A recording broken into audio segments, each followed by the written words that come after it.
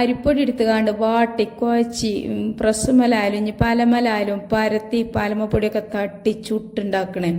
അപ്പം ഇനി ആരും അങ്ങനെയുള്ള പരിപാടിയൊക്കെ ഒഴിവാക്കിയിട്ട് ഇതുപോലെ ഏകദേശം ഒരു 2 കപ്പോളം സാധാരണ നമ്മളെ വീട്ടിലുണ്ടാണ്, അതായത് നമ്മൾ കടയിൽ നിന്ന് പാക്കറ്റ് പൊടി വാങ്ങുകയാണെങ്കിലും അതല്ലാന്നുണ്ടെങ്കിൽ ഇനിയിപ്പോൾ മില്ലിൽ നിന്ന് പൊടിച്ച പൊടിയാണെങ്കിലും ഒക്കെ വറുക്കാത്ത അരിപ്പൊടിയാണ് എടുത്തോളി. ഇനിയിപ്പോൾ വറുത്ത അരിപ്പൊടിയായാലും ഒരു കുഴപ്പമില്ല. അപ്പോൾ നോക്കിയാണി ഒരു 2 കപ്പ് അരിപ്പൊടിക്ക് ഞാനൊരു 3 കപ്പ് വെള്ളം ഒഴിച്ചിട്ട് നല്ലോണം ഇങ്ങോട്ട് ആ ഒരു കട്ടകളൊക്കെ ഉടച്ചെടുത്ത് നല്ലോണം നമ്മൾ സാധാരണ ദോശ ഉണ്ടാവില്ല, നീർദോശ, ആ ഒരു നീർദോശക്കൊക്കെ ഉണ്ടാക്കണ പോലുള്ള ഒരു ബാറ്ററാണ് ഉണ്ടാക്കിയെടുക്കണത്. നൈസ് പത്തിരിയൊക്കെ എല്ലാവർക്കും ഇഷ്ടമാണ്. എന്നാലോ അത് ഉണ്ടാക്കുന്ന കാര്യങ്ങൾ ആലോചിച്ച് നോക്കിയാൽ ഒരിക്കലും അത് ഉണ്ടാക്കാൻ നമുക്ക് തോന്നൂല. അത് വാട്ടണം, അതുപോലെ തന്നെ ആ ചൂടോട് കൂടി കുഴക്കണം. പിന്നെ വലിയൊരു സംഭവം എന്ന് പറഞ്ഞാൽ ആ ഒരു നൈസ് പത്തിരി ഉണ്ടാക്കുമ്പം വാട്ടുന്ന സമയത്ത് വെള്ളം കറക്റ്റ് ആവണം. കുറഞ്ഞാലും കുഴപ്പം, കൂടിയാലും കുഴപ്പം, അങ്ങനെയുള്ള പ്രശ്നങ്ങളൊക്കെയാണ്. അപ്പോൾ ഇങ്ങനെ നമ്മളൊരു നൈസ് പത്തിരി ഉണ്ടാക്കുകയാണെങ്കിൽ അത് വാട്ടനോടത്തും പ്രശ്നമില്ല, ഇനി വെള്ളം കൂടിയാലും കുഴപ്പമില്ല, കുറയണ പ്രശ്നമേ ഈ ഒരു പത്തിരിയിൽ ഉണ്ടാവില്ല. അതുപോലെ തന്നെ നല്ല സോഫ്റ്റ് ആയിരിക്കും. ഇതിന് നമ്മൾ പൊടി തട്ടണ്ട, പ്രസ്സിൽ പരത്തണ്ട, അതുപോലെ തന്നെ ചൂടോട് കൂടി ഒരുപാട് കുഴക്കണ്ട, ഒന്നും വേണ്ട. ഒരു വെറൈറ്റി ആയിട്ടുള്ള നല്ലൊരു പത്തിരിയാണ് നമ്മൾ ഉണ്ടാക്കുന്നത്. അപ്പോൾ അതാ ഞാൻ ഒരു കുക്കർ എടുത്തിട്ട് ഒരു 5 ലിറ്ററിൻ്റെ കുക്കറാണ് കേട്ടോ. അതിലേക്ക് നമ്മുടെ ഈ ഒരു മാവ് ഒഴിച്ചു കൊടുത്തിട്ടുണ്ട്. എന്നിട്ട് ഹൈ ഫ്ലെയിമിൽ തന്നെ ഇട്ടിട്ട് ഇതുപോലെ കൈ എടുക്കാതെ ഇളക്കി കൊടുക്കുക കേട്ടോ. പെട്ടെന്ന് തന്നെ നമുക്ക് നല്ല സോഫ്റ്റ് ആയിട്ടുള്ള, പ്രത്യേകിച്ച് ഈ ഒരു പത്തിരി നമ്മൾ ഉണ്ടാക്കുമ്പോഴുള്ള ഗുണം എന്താ വെച്ചാൽ നമ്മൾ സാധാരണ പൊടിയൊക്കെ വാട്ടിയിട്ട് കുഴക്കുന്ന സമയത്ത് കറക്റ്റ് വെള്ളം ആവണം അല്ലേ. അപ്പോൾ കറക്റ്റ് വെള്ളം ആയില്ല എന്നുണ്ടെങ്കിൽ നമ്മുടെ പത്തിരിക്ക് പൊടിക്ക് വെള്ളം വാട്ടുമ്പോൾ കുറഞ്ഞു കഴിഞ്ഞാൽ നമ്മുടെ പത്തിരി ശരിക്ക് നല്ല സോഫ്റ്റ് ആവില്ല, പെട്ടെന്ന് ഹാർഡാവും. അതുപോലെ തന്നെ കുഴക്കണ സമയത്ത് നമ്മൾ ഇനി എത്ര വെള്ളം കൂട്ടി കുഴച്ചാലും വലിയൊരു സോഫ്റ്റ് ആയിട്ട് കിട്ടൂല. പോരാത്തിന് നമ്മൾ ഊക്കും മുടുക്കും ഒക്കെ ഇട്ടിട്ട് നല്ലോണം മല്ലിക്കിട്ട് കുഴക്കണം. പിന്നെ അതുപോലെ തന്നെ നമ്മളത് പരത്തുകയാണെങ്കിലും ഒക്കെ പ്രയാസമാണ്. നമുക്ക് പൊടി തട്ടണം, പ്രസ്സിൽ പരത്തണം, അതുപോലെ തന്നെ അങ്ങനെ ഒരുപാട് ഒക്കെയാണ്. പക്ഷെ ഇങ്ങനെ ചെയ്യുമ്പോൾ നമുക്ക് അത്തരം സംഭവങ്ങളൊന്നുമില്ല കേട്ടോ. വെള്ളം കൂടുമെന്നുള്ള പ്രശ്നമില്ല, ഇനി കുറയുന്നുള്ള പ്രശ്നമില്ല. കൂടിയാലും കുറഞ്ഞാലും ഒന്നും കുഴപ്പമില്ല. ഇനിയിപ്പോൾ കുറച്ച് കൂടി പോയാൽ നമുക്കെന്താ കുറച്ച് സമയം ഒന്ന് ഗ്യാസ് സ്റ്റൗവിൽ വെച്ചിട്ട് ഇതുപോലെ ഒന്ന് എടുക്കണം, അത്രേ പണിയുള്ളൂ കേട്ടോ. നമ്മൾ സാധാരണ പൊടി വാട്ടി എടുക്കണ പോലെയല്ല. അപ്പം നമ്മൾ പ്രത്യേകം ശ്രദ്ധിക്കേണ്ട കാര്യം എന്ന് വെച്ചാൽ കുക്കർ തന്നെ എടുക്കുക കേട്ടോ. ഈ ഒരു പത്തിരി ഉണ്ടാക്കിയെടുക്കാൻ വേണ്ടിയിട്ട് നമ്മൾ സാധാരണ ചെമ്പട്ടിയിലൊന്നും ചെയ്യരുത്. കാരണം ഈ ഒരു കുക്കറിൽ നമ്മൾ പൊടി വാട്ടി എടുക്കുമ്പോഴേക്കും നമ്മുടെ കുഴച്ചെടുക്കുമല്ലോ പത്തിരി, അതിൻ്റെ 80% ഇതിൽ തന്നെ കഴിഞ്ഞു. പിന്നെ ഒരു ജസ്റ്റ് ഒന്ന് ഇതാക്കേണ്ട ആവശ്യമുള്ളൂ, കുഴക്കാന്ന് പറയാനില്ല, അത്രയേ ഉള്ളൂ കേട്ടോ. അപ്പോൾ ഇപ്പം തന്നെ കണ്ടില്ലേ, ഇതുപോലെ ഏകദേശം കുഴഞ്ഞ മട്ടിൽ ഇപ്പം തന്നെ ആയിട്ടുണ്ട്. ഇനി നമുക്ക് എന്ത് ചെയ്യുക, ഫ്ലെയിമൊക്കെ ഓഫ് ചെയ്തിട്ട് ഇത് ചെറുതായിട്ടൊന്ന് പ്രസ് ചെയ്തൊന്ന് പരത്തി കൊടുക്കുക. പരത്തി കൊടുത്തിട്ട് എന്ത് ചെയ്യുക, ഈ സ്പാച്ചിൽ കൊണ്ട് തന്നെ ഇങ്ങനെ പരത്തി കൊടുത്താൽ മതി കേട്ടോ. പരത്തി കൊടുത്തിട്ട് വിസിലൊന്നും ഊരാതെ തന്നെ നമുക്ക് കുക്കർ നല്ലോണം ഒന്ന് മൂടി വെക്കുക. അപ്പോൾ ഇതൊന്ന് മൂടി വെച്ച സമയം കൊണ്ട് എന്ത് ചെയ്യുക, ഒരു മിക്സഡ് ജാർ എടുത്തിട്ട് അതിലേക്ക് ഒരു 2 ടേബിൾ സ്പൂൺ പെരിഞ്ജീരകവും 1.5 ടേബിൾ സ്പൂൺ കുരുമുളകും അതുപോലെ തന്നെ ലേശം ഇഞ്ചി വെളുത്തുള്ളി, ഒരു ചെറിയൊരു കഷ്ണം ഇഞ്ചി, അതുപോലെ തന്നെ ഒരു 4-5 അല്ലി വെളുത്തുള്ളിയും. ഇഞ്ചി ഞാൻ ചെറുതായിട്ടൊന്ന് ചതുക്കി എടുത്തിട്ടുണ്ട്. ചതക്കിക്കൊള്ളൊന്നൊന്നുമില്ല കേട്ടോ, ഞാൻ ചതുക്കിയതാണ്. പിന്നെ അതുപോലെ തന്നെ ഇനി നമുക്കിത് നല്ലോണം ഒന്ന് പൊടിച്ചെടുക്കുക. ഒന്ന് കറങ്ങുമ്പോഴേക്കും ആ ഒരു ഇഞ്ചും വെളുത്തുള്ളിയും കുരുമുളകും പെരിഞ്ജീരകവും ഒക്കെ ഒന്ന് പൊടിഞ്ഞ് കിട്ടും. ഇപ്പോൾ ദാ നല്ലൊരു സ്മെല്ലൊക്കെ വരുന്നുണ്ട്. അപ്പോൾ ഈ ഒരു ടൈമിൽ അതൊക്കെ ഒന്ന് പൊടിച്ചതിന് ശേഷം നമുക്കിതിലേക്ക് കുറച്ച് ചിക്കൻ മസാല ഇല്ലെങ്കിൽ ഒഴിവാക്കുക. ഗരം മസാല ഇതിന് പകരം നിങ്ങൾ ചേർത്ത് കൊടുത്താൽ മതി. അപ്പോൾ ഗരം മസാല ചേർത്ത് കൊടുക്കുന്ന സമയത്ത് 1 ടേബിൾ സ്പൂണിൻ്റെ താഴെ ചേർക്കാൻ പാടുള്ളൂ കേട്ടോ. പക്ഷേ ചിക്കൻ മസാല ഞാൻ ഒരു 3 ടേബിൾ സ്പൂണോളം എടുത്തിട്ടുണ്ട്. അതിൽ നിന്നൊരു 3/4 ടേബിൾ സ്പൂണോളം മാറ്റിയിട്ട് ഒരു 2.25 ടേബിൾ സ്പൂണോളം ഇട്ട് കൊടുത്തിട്ടുണ്ട്. പിന്നെ അതുപോലെ തന്നെ ഇതിലേക്ക് ഒരു 4-5 ടേബിൾ സ്പൂണ് മല്ലിപ്പൊടി ചേർത്ത് കൊടുക്കുക. പിന്നെ അതുപോലെ തന്നെ മുളക് പൊടി, ഞാനിപ്പോൾ സാധാരണ മുളക് പൊടിയാണ് എടുക്കുന്നത്. നിങ്ങൾ കയ്യിൽ കാശ്മീരി മുളക് പൊടിയൊക്കെ ഉണ്ടെങ്കിൽ എന്ത് ചെയ്യുക, ഒരു 6-7 ടേബിൾ സ്പൂൺ കാശ്മീരി മുളക് പൊടി ഇട്ട് കൊടുക്കുക. അപ്പോൾ നമ്മൾ സാധാരണ മുളക് പൊടി ആകുമ്പം കളർ ഇത്തിരി കുറഞ്ഞാലും എരിവ് കൂടുതലായിരിക്കും. അതുകൊണ്ട് തന്നെ ഞാൻ അളവ് ചുരുക്കിയിട്ടുണ്ട് കേട്ടോ. ഒരു 2-3 ടേബിൾ സ്പൂണൊക്കെ മുളക് പൊടി മതിയാവും. ഇനി നമുക്കിതിലേക്ക് വേണ്ടത് എന്താ വെച്ചാൽ 2 ഏലക്ക, അതുപോലെ തന്നെ ചെറിയൊരു കഷ്ണം പട്ട. അപ്പോൾ ഈ പട്ട ഭയങ്കര കട്ടിയാണ് കേട്ടോ. ഇത് പൊട്ടിയിടിച്ചിട്ട് ഇങ്ങോട്ട് ശരിക്കും പൊട്ടുന്നില്ല. അപ്പോൾ ഞാനിപ്പോൾ കട്ടി കുറഞ്ഞ പട്ട ഉണ്ട്, അത് എടുക്കട്ടെ. എന്തിനാണെന്ന് വെച്ചാൽ നമ്മളിത് പൊടിക്കുന്ന സമയത്ത് ചെറുതായിട്ടൊന്ന് പൊടിഞ്ഞ് കിട്ടാൻ വേണ്ടിയിട്ടാണ്. അപ്പം ഇനി ഇത് ഗരം മസാല ഉണ്ടാക്കിയെടുക്കുന്ന സമയത്ത് എടുക്കുക വലിയ ഇത്. അപ്പോൾ ഇതാ കട്ടി കുറഞ്ഞ പട്ട ചെറിയ 2 കഷ്ണം ഇട്ട് കൊടുത്തിട്ടുണ്ട് കേട്ടോ. ഇനിയിപ്പോൾ ഇതിലേക്ക് ഗ്രാമ്പു ഒന്നും ചേർക്കണില്ല. ഗ്രാമ്പൊക്കെ ചേർത്താൽ അധികം കുത്ത് ടേസ്റ്റ് ആവും. പിന്നെ ഞാൻ ഇതിലേക്ക് ഒഴിച്ചു കൊടുക്കുന്നത് ഒരു 2 ടേബിൾ സ്പൂണോളം വിനാഗിറാണ്. അപ്പോൾ നിങ്ങളുടെ കയ്യിൽ സുർക്ക എന്നുണ്ടെങ്കിൽ എന്ത് ചെയ്യുക, ഒരു ചെറുനാരങ്ങ എടുത്തിട്ട് അതിൽ നിന്ന് ലേശം നീര് പിഴിഞ്ഞ് വെച്ചാലും മതിയാവും കേട്ടോ. അപ്പോൾ ഇതാ ഇനി നമുക്കിത് നല്ല പോലെ ഒന്ന് എല്ലാം കൂടെ ഒന്ന് പൊടിച്ചെടുക്കാം. അപ്പോൾ ഇതൊക്കെ ശരിക്കും അങ്ങോട്ട് പൊടിഞ്ഞിട്ടിട്ടുണ്ട്. നമ്മൾ ചെറിയ ജാറെടുത്ത് പൊടിച്ച് കഴിഞ്ഞാലുള്ള ഗുണം എന്താണെന്ന് വെച്ചാൽ പെട്ടെന്ന് പൊടിഞ്ഞ് കിട്ടും. അപ്പോൾ ഇത് ഇവിടെ റെഡി ആയിട്ടുണ്ട്. ഇനി ഇതൊരു സൈഡിലേക്ക് മാറ്റിയതിന് ശേഷം നമുക്കിതാ ഒരു കടായി എടുത്തിട്ട് അതിലേക്ക് ഒരു 1.5 സവാള കേട്ടോ. വലിയ സവാള അല്ല, ചെറിയ സവാളയാണ്, അതുകൊണ്ട് ഒരു 1.5 എടുത്തിട്ടുണ്ട്. നിങ്ങളെ കയ്യിൽ വലിയ സവാള ഒക്കെ ഉണ്ടെങ്കിൽ 1 എടുക്കുക.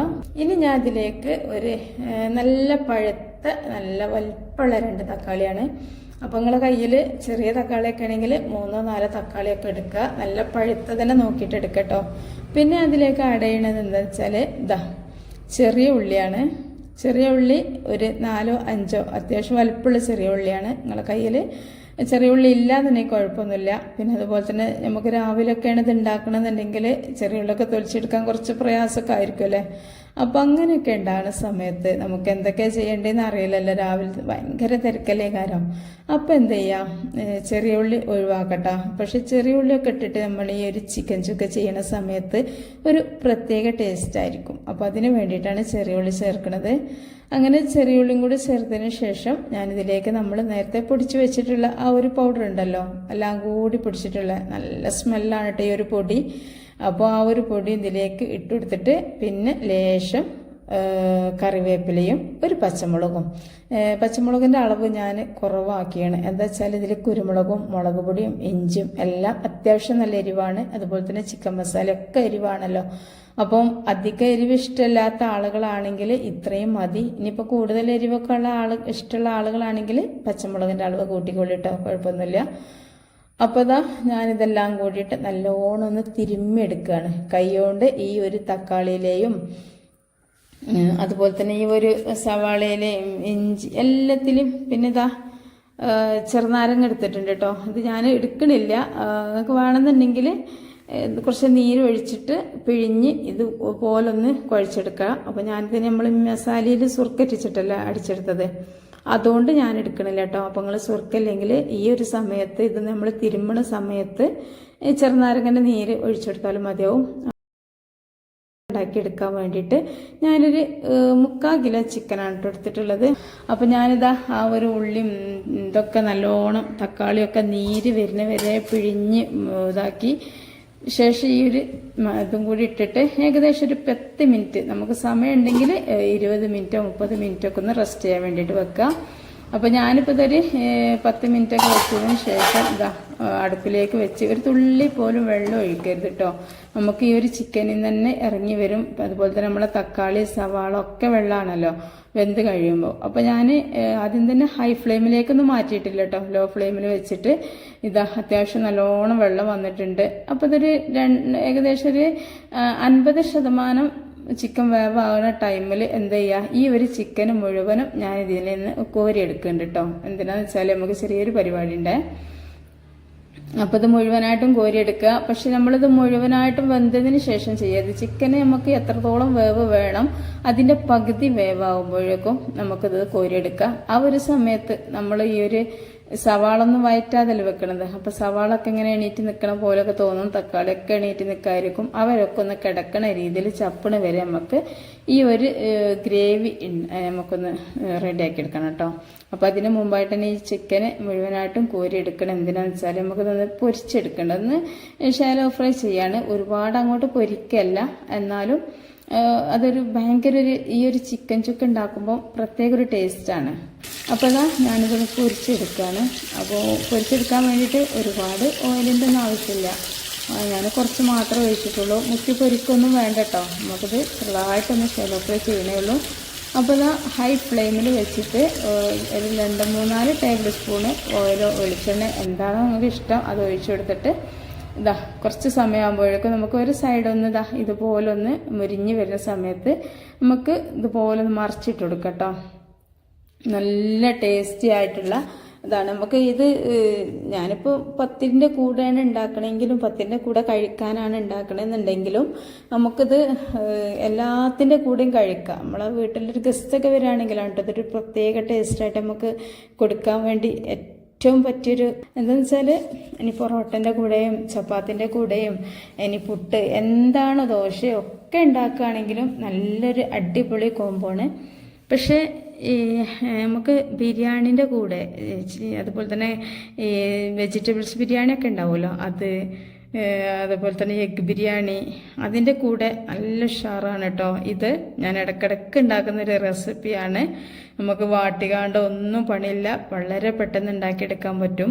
പിന്നെ നിങ്ങൾക്ക് വേണമെങ്കിൽ മാത്രം ചെയ്താൽ മതി കേട്ടോ ഈ ഒരു ചിക്കൻ ഇങ്ങനെ പൊരിച്ചെടുക്കുക എന്നുള്ളത്.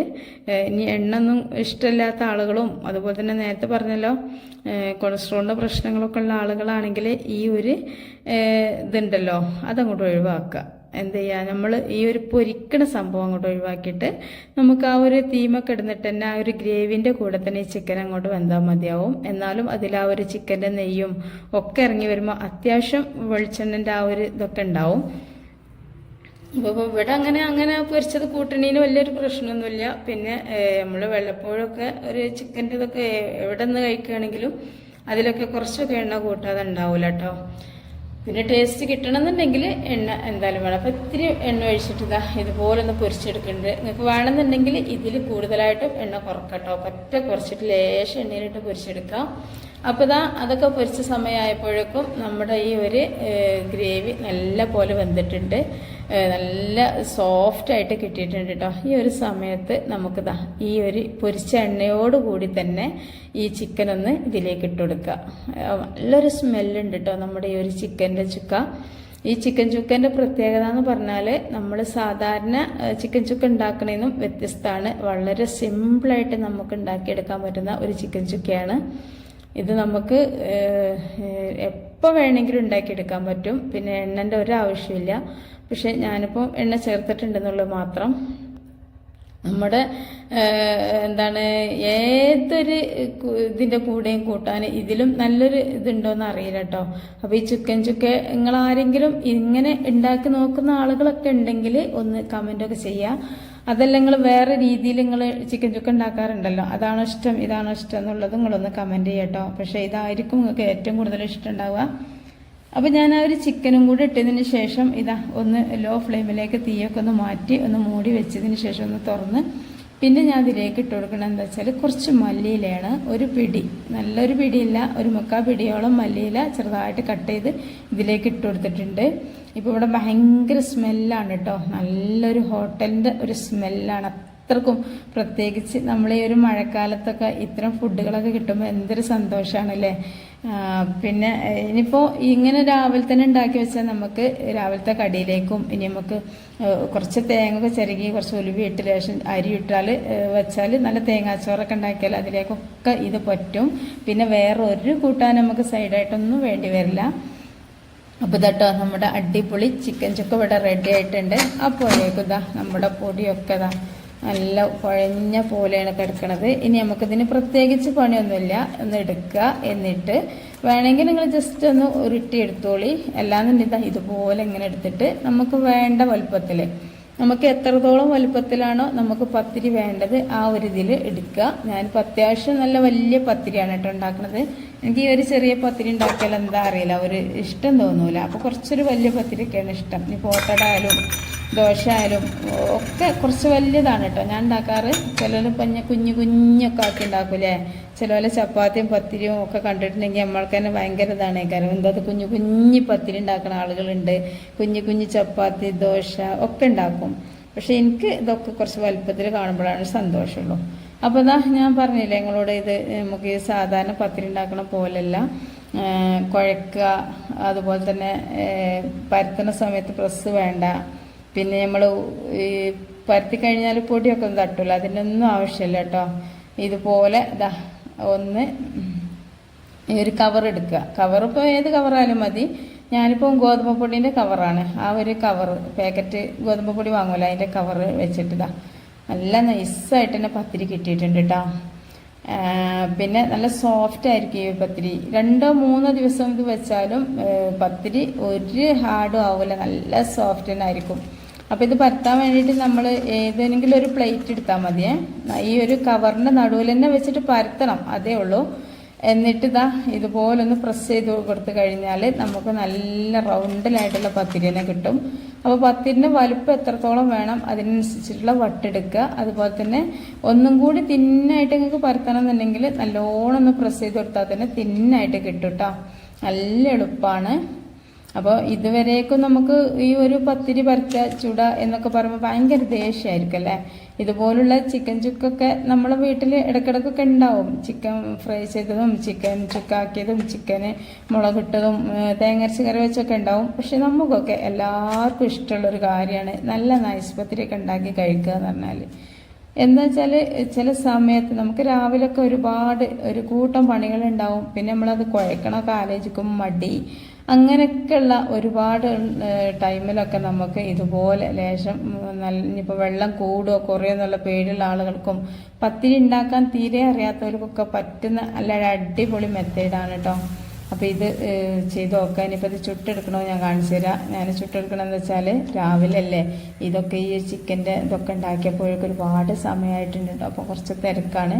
അപ്പോൾ ഞാനെന്താ വിചാരിക്കുന്നത് വെച്ചാൽ 2 ചട്ടിയിൽ വെച്ചിട്ടാണ് കേട്ടോ ചുടുന്നത്. അപ്പോൾ ഇത് ഒരുപാട് അങ്ങോട്ട് പൊള്ളുന്നൊന്നും ഞാൻ പറഞ്ഞില്ല, എന്നാലും കുഴപ്പമില്ലാത്ത രീതിയിൽ പൊള്ളണുണ്ട്. നിങ്ങൾ കാണുന്നുണ്ടോ എന്ന് എനിക്കറിയില്ല. അത്യാവശ്യം പൊള്ളിയിട്ടുണ്ട് കേട്ടോ. പറ്റ ചപ്പി കിടക്കുമെന്നല്ല, നല്ലോണം ഉണ്ടപ്പക്രമായിട്ട് തൊണ്ട് പോലെ പൊങ്ങണമൊന്നുമില്ലെങ്കിലും അത്യാവശ്യം പൊങ്ങണുണ്ട്. ഇനിയിപ്പോൾ ഞാൻ മറ്റേ ചട്ടിയത്ത് ഞാൻ കാണിച്ചു തരുന്നു. ഇപ്പം നിങ്ങൾക്ക് കാണുമോയെന്ന് എനിക്കറിയില്ല. കാണുന്നുണ്ടെന്ന് വിശ്വസിക്കണേ. ഇതാ കാണില്ലേ, ഇങ്ങനെയൊക്കെ ഉണ്ടോ പൊങ്ങുള്ളൂ.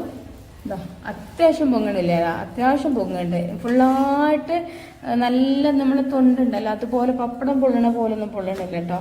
അപ്പം ഇനി ഇതാ ഞാൻ അവിടെ നിന്ന് ഇങ്ങോട്ട് തുറന്നാൽ നിങ്ങൾ കണ്ണില്ല വിചാരിച്ചിട്ടുണ്ട്. അപ്പം ഇനിയിപ്പോൾ ഇവിടെ കൊടുന്നിട്ടാൽ പിന്നെ പൊള്ളലെങ്ങനെയെന്ന് എനിക്കറിയില്ല. അവിടെ നിന്ന് നല്ലോണം അത്യാവശ്യം പൊള്ളിയ പത്തിരിയാണ് കേട്ടത്. നിങ്ങളെന്നെ കണ്ടിട്ടുണ്ടാവും, ചിലപ്പോൾ കാണുന്നത് കുറവായി. എന്നാലും നല്ലോണം പൊന്തണില്ല എന്ന് ഞാൻ എപ്പോഴും പറഞ്ഞുതരാം, അത് ഉറപ്പാണ്. എന്നാലും കുഴപ്പമില്ല. ഞാൻ നിങ്ങൾക്ക് മുറിച്ച് ഇങ്ങനെ ആ പൊള്ളിയ ഭാഗം കാണിച്ചു തരാം. അപ്പോൾ നിങ്ങൾക്ക് മനസ്സിലാവുള്ളൂ. എന്താണെന്നറിയില്ല, ക്ലിയർ ഇല്ല എന്നാണ് തോന്നണത്.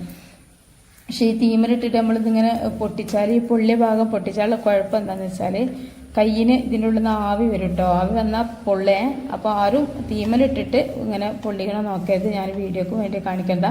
കണ്ടല്ലോ, നല്ലോണം പൊള്ളിയിട്ടുണ്ട് കേട്ടോ. ഇതാ പക്ഷെ പൊന്തി കളിച്ചിട്ടില്ലാന്നുള്ളൂ, പൊള്ളിയിട്ടുണ്ട്. തൊണ്ട് പോലെ അടില്ല. പൊള്ളാത്ത പത്തിരി നമുക്ക് ഇങ്ങനെ അടർത്താൻ കഴിയൂല കേട്ടോ, നല്ല ലെയറായിട്ട് കിട്ടൂല. അപ്പോൾ നല്ല പൊള്ളിയ പത്തിരി തന്നെ ഇങ്ങനെ കിട്ടുള്ളൂ. അപ്പോൾ നല്ലോണം അത്യാവശ്യം പൊള്ളുണ്ട്. അപ്പോൾ പത്തിരിയൊക്കെ ചുട്ട് കഴിഞ്ഞ് സിമ്പിളാണ്. ഇനി നമുക്കിത് ഈ ചിക്കൻ്റെ കൂടെ കഴിക്കാം. നല്ല ടേസ്റ്റ് ആയിട്ടുള്ള ഒരു അടിപൊളി പരിപാടിയാണ്. അപ്പോൾ ഇനി ഇതാ നല്ല സോഫ്റ്റാണ് കേട്ടോ.